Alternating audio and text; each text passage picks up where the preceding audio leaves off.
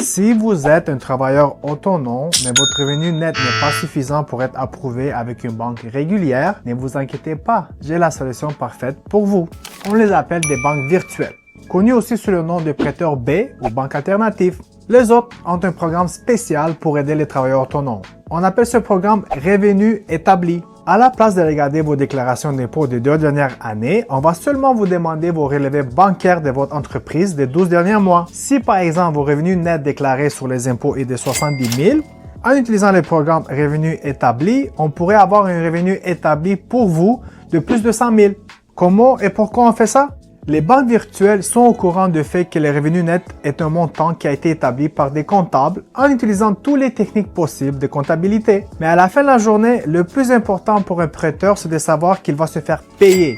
Alors les prêteurs alternatifs vont regarder tout le cash flow dans votre compagnie et s'ils jugent que vous avez suffisamment de dépôts dans votre compte bancaire d'entreprise pour payer l'hypothèque et toutes vos autres dépenses mensuelles, alors votre prêt va être approuvé.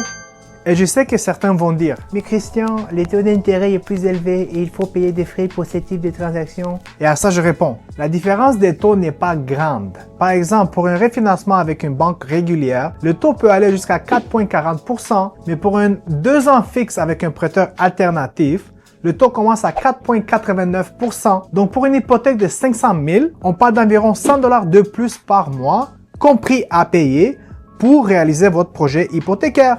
Et pour les frais, on parle de 1 à 2 %. Donc pour un prêt de 500 000 $, les frais, ça va être max 10 000 $, qui peut être payé avec les fonds de refinancement. Et je pense que vous êtes d'accord avec moi que c'est mieux payer un seul frais de 10 000 $ qui payer potentiellement 30 000 $ extra chaque année sur vos impôts pour être capable de qualifier avec une banque régulière. De plus, vous avez même le droit de refinancer pour payer vos impôts. Une procédure qui fonctionne seulement avec les prêteurs alternatifs et jamais avec les banques régulières.